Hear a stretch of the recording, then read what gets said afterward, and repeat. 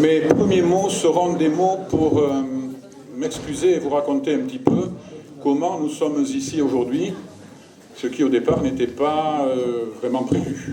Voilà.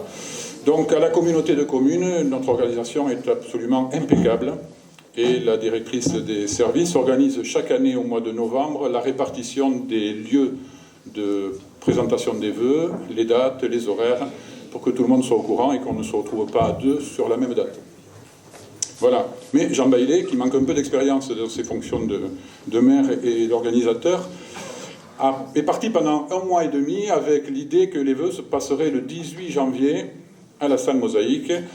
Il a donc demandé à ses collègues du conseil municipal de retenir la mosaïque, de marquer dans le bulletin municipal 18 janvier, ce que vous avez tous constaté, pour que je m'aperçoive, grâce à mon ami bavard et très heureux de faire les vœux de toutes les communes du Seigneur, Guy Lassalle, qui est ici présent, qui représente d'ailleurs le COI, qui me dit « Tu ne m'as pas invité pour les vœux, Jean ?» Ben non, je t'invite, oui, c'est le 18 janvier.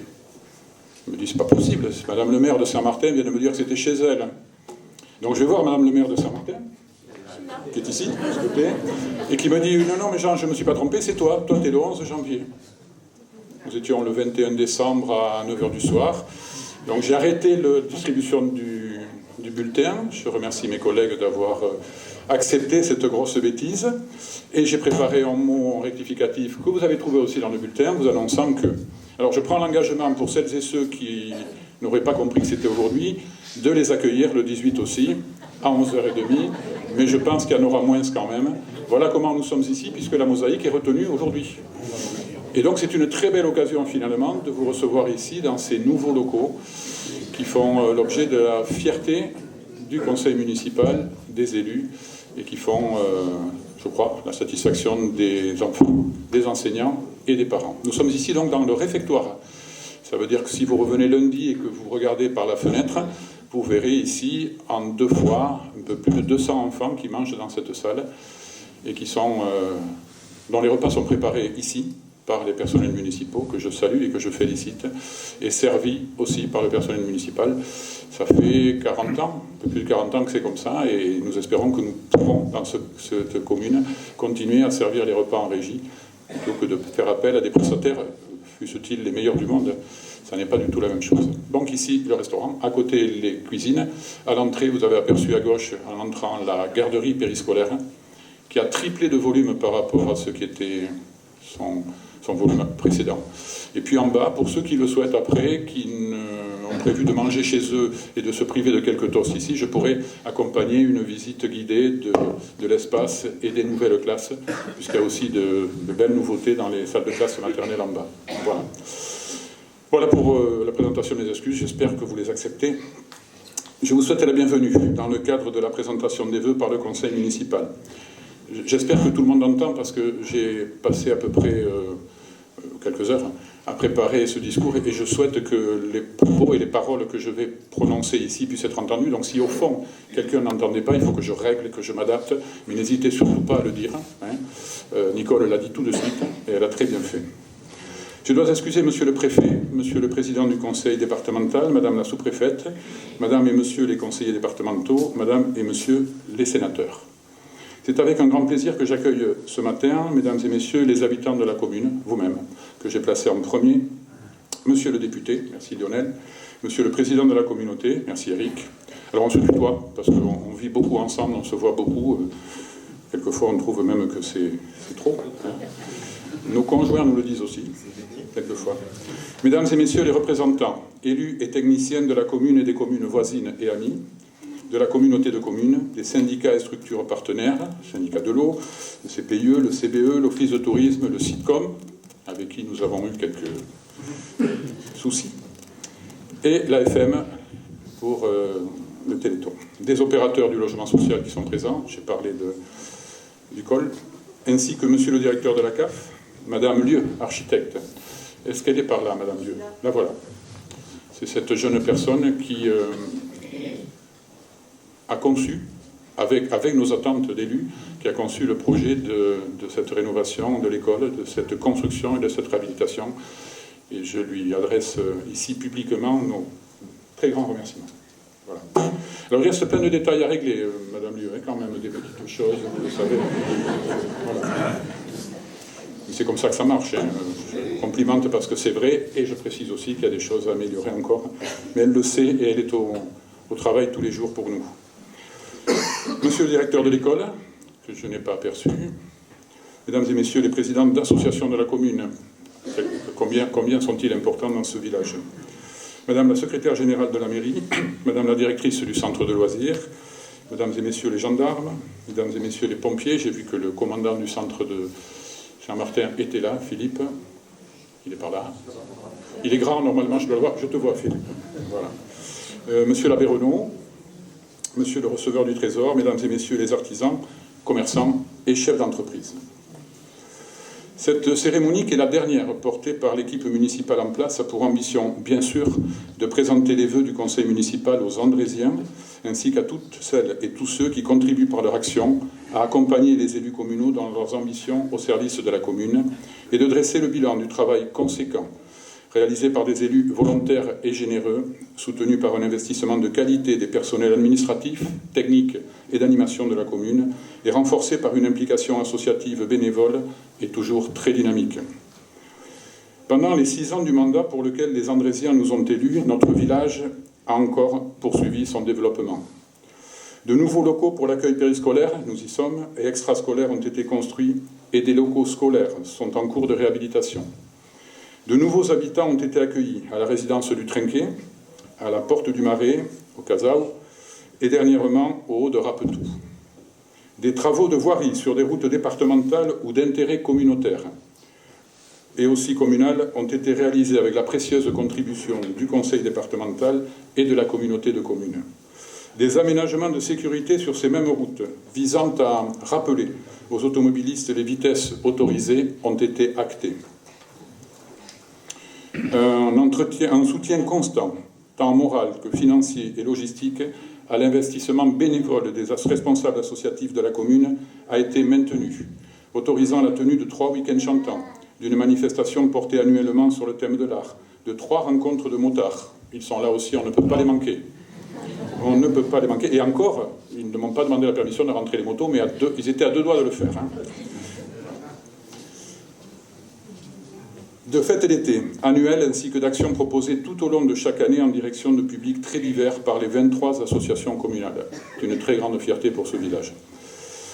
Des travaux d'entretien des bâtiments communaux, incluant la réfection du sol du fronton, des travaux d'entretien importants au Trinquet et des travaux visant à réduire la facture énergétique dans le restaurant communal ainsi que dans les bâtiments scolaires ont été réalisés. La reconnaissance de la qualité du fleurissement du village a été actée par le jury des villages fleuris, confirmant ainsi la qualité du travail et des agents et des élus concernés par ces dossiers.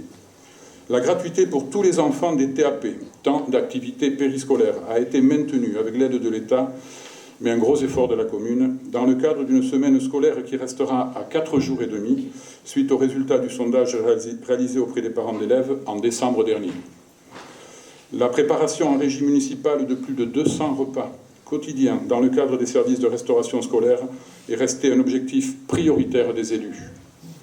Le centre de loisirs, fonctionnant à Saint-André-de-Seignanx pour les enfants de 5 communes, a vu son rôle se renforcer et son utilité pour les familles se confirmer autour de la compétence et de la présence de notre directrice qui est quelque part par là aussi. Vous avez vu son bureau en entrant à droite. Très joli bureau d'ailleurs. Les situations d'isolement de nos anciens ont été prises en considération avec la mise en place d'un plan canicule et aussi d'un suivi régulier de la situation de celles et ceux des plus fragilisés du fait de leur isolement ou de leur santé préoccupante. Une bourse d'études pour les étudiants post-baccalauréat a continué d'être versée. La réservation de 2 berceaux pour les familles andrésiennes dans le cadre du projet de microcrèche engagé sur la commune de Saint-Laurent-de-Gosse a été votée par les élus. La construction de la Maison de la Nature au début du mandat, portée conjointement par la commune et des représentants de plusieurs associations communales, dont les Bagans et les Chasseurs, particulièrement actifs sur ce dossier, a démontré toute son utilité pour ces derniers, Maison de la Chasse, et complète idéalement de façon quasi quotidienne l'utilisation de la mosaïque. Un colis pour Noël a été remis chaque année en direction des Andrésiennes et des Andrésiens âgés de 75 ans et plus. Un engagement solidaire en direction de la recherche médicale au travers de l'organisation partagée du Téléthon a été confirmé année après année. Un premier livre a été offert aux nouveau-nés de la commune et un livre l'a été, avec le concours des bénévoles de la bibliothèque que je remercie ici pour leur engagement très soutenu, pour les enfants effectuant leur entrée en classe maternelle, le tout en lien avec l'association Lire sur la Vague. Des expositions ont été organisées régulièrement en mairie avec le soutien de l'association Au fil de l'art et la présence des élus.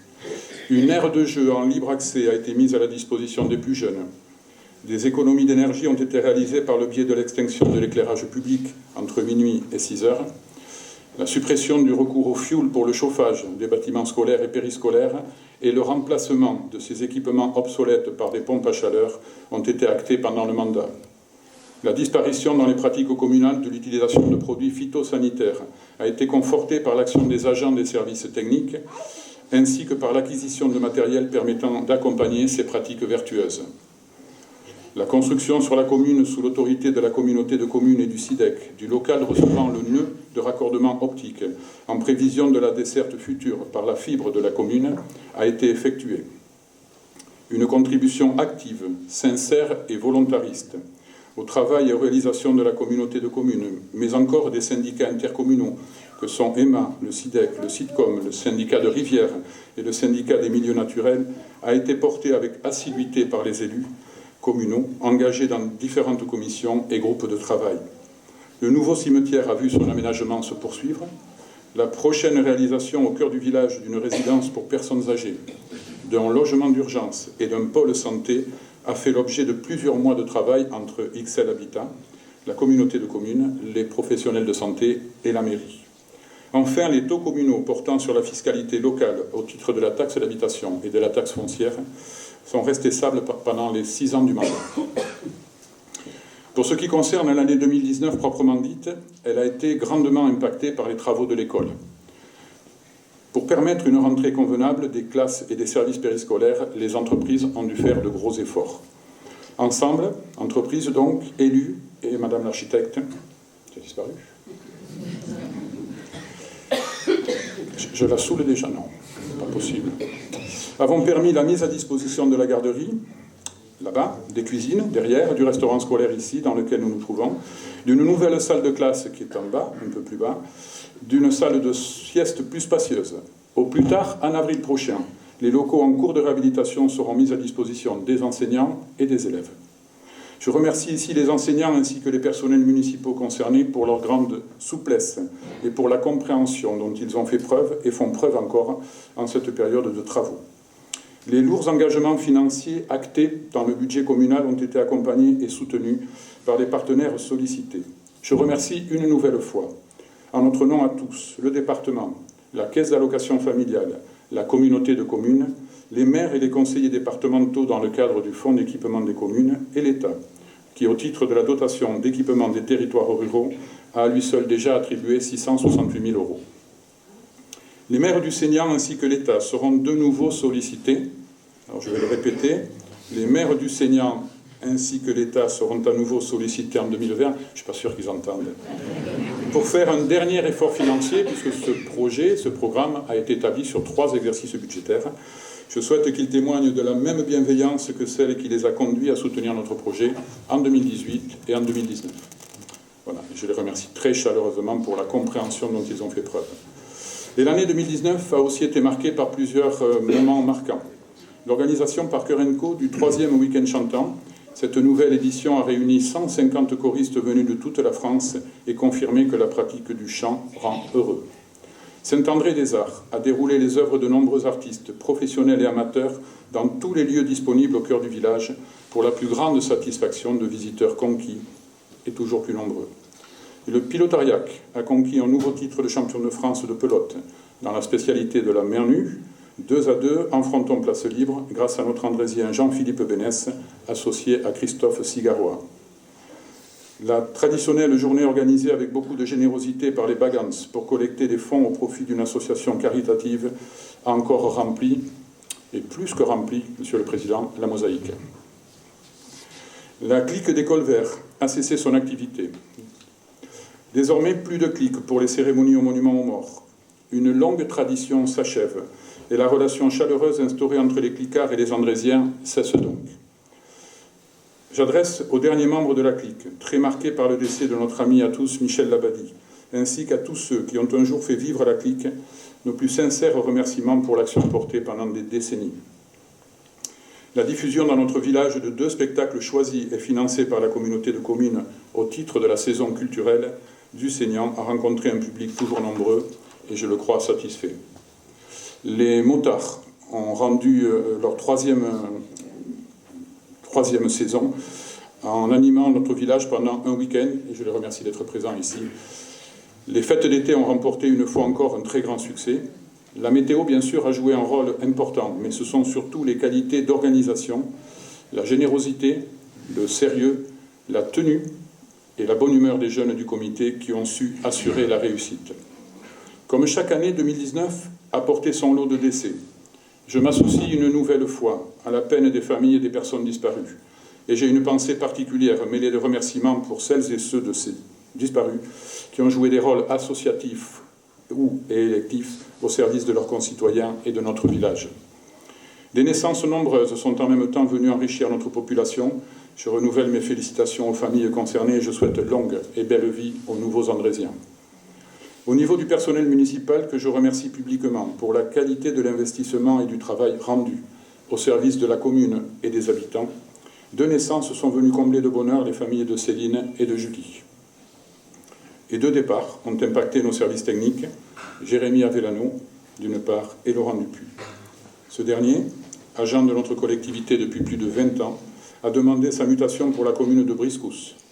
Je veux lui témoigner ma reconnaissance pour son engagement dévoué dans les services techniques de notre commune et lui souhaiter le meilleur dans sa nouvelle vie professionnelle. Et en décembre, l'organisation de la journée au bénéfice du Téléthon a permis de remettre plus de 5 400 € à l'AFM. Chaque élu du conseil municipal a contribué à ces progrès, avec conviction et avec la disponibilité que lui autorisait son parcours de vie, qu'il soit professionnel ou familial. Le contrat municipal est gratifiant. Être élu est un honneur. Au travers de la nature généreuse et désintéressée de l'engagement de chaque élu, des réalisations actées, mais il est aussi chronophage. Dans notre commune, à l'implication locale, s'ajoutent des engagements en direction de la communauté de communes et des différentes structures auxquelles nous avons confié les intérêts de nos concitoyens. Que ceci relève de la fourniture d'eau, de la collecte et du traitement des déchets ménagers, de l'entretien des routes, de l'éclairage public, de la gestion des milieux humides, de l'accompagnement social des plus fragiles, de l'accès au numérique, de la gestion des animaux errants ou du traitement des eaux usées. Quand l'implication nécessaire des élus se décline dans un environnement en perpétuel mouvement, en raison de notre situation géographique privilégiée, bien sûr, en raison aussi du dynamisme des élus de la commune et des élus communautaires, cette implication est effectivement parfois lourde à porter.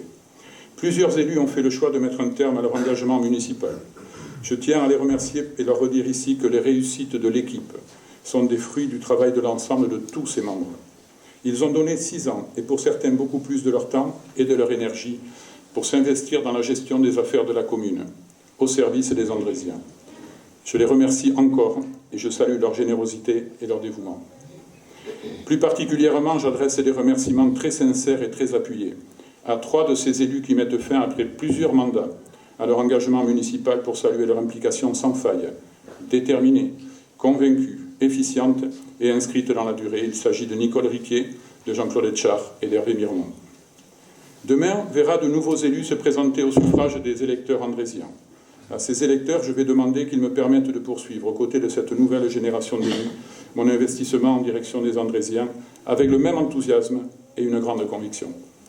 Je ne doute pas que cette nouvelle équipe, si elle est élue le 15 mars prochain, poursuivra le travail engagé par les conseils municipaux qui se sont succédés, qu'elle continuera de faire preuve d'ambition pour notre village, qu'elle déploiera une grande énergie dans le portage de réalisations utiles au plus grand nombre, en même temps qu'elle s'obligera à toute la rigueur qui est nécessaire dans la gestion des fonds publics, et qu'elle pourra s'appuyer aussi, comme c'est le cas aujourd'hui, sur chaque Andrésien pour que Saint-André de Seignan soit toujours un village où il fait bon vivre.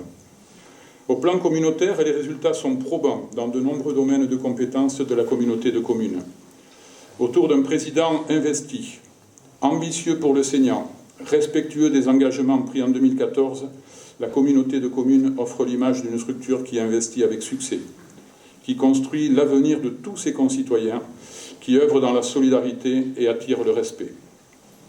À titre d'exemple, la création d'un espace numérique solidaire et l'accompagnement des aidants, un développement économique créateur d'emplois, l'aide à la production de logements dignes et la promulgation d'un 4e plan local pour l'habitat, la poursuite de travaux de voirie sur les 8 communes, une voie cyclable transsaignant, une nouvelle saison culturelle ambitieuse, l'arrêt attendu, espéré, souhaité, du plan d'urbanisme intercommunal.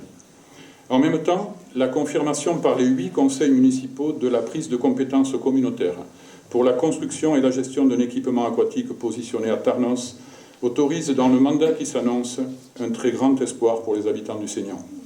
Cet équipement qui reste à imaginer, qui reste à construire, qui reste à financer, a l'ambition prioritaire de favoriser l'apprentissage de la natation pour tous les enfants du territoire et doit servir aussi comme réponse aux attentes de tous les habitants de ce même Seignan dans le domaine des activités aquatiques de loisirs. Nicole Riquet et moi-même, nous sommes attachés durant toute la durée du mandat, dans le cadre de notre délégation communautaire, à mettre continuellement notre énergie et nos voix au service du projet de la commune, projet ambitieux, réaliste et solidaire. Mesdames et messieurs, j'en ai terminé avec le bilan de l'action des élus au service de la commune et du Seignan. Vous le savez, dans cette période qui précède les élections municipales de mars prochain, il ne m'est pas permis d'évoquer les projets, pourtant nombreux, qui demain mobiliseront notre village et intéresseront les Andrésiens. Aussi, vais-je clôturer cette cérémonie, mais avant je formule des vœux, bien sûr, pour que 2020 vous apporte ainsi qu'à celles et ceux qui vous sont chers, toutes et tous, la santé et avec elle tous les bonheurs que vous pouvez attendre. Je formule aussi le vœu que 2020 nous conduise à mettre en œuvre à tous les niveaux de responsabilité des pratiques de tolérance, de respect à l'égard de notre planète, ainsi qu'à l'encontre des individus pluriels et divers qui la peuplent, et aussi d'ambition pour une société plus humaine et plus juste, offrant une place et un rôle respectables à chacune et à chacun. Je vous suggère, avant de nous retrouver autour des tables disposées par les élus et dressées de façon éphémère, puisque nous allons tout manger, par les compositions culinaires d'Adrien et de Jérôme Flores, cette phrase de Victor Hugo: « Saluons ensemble cette nouvelle année qui vieillit notre âge sans vieillir notre cœur. » Je vous remercie de votre attention.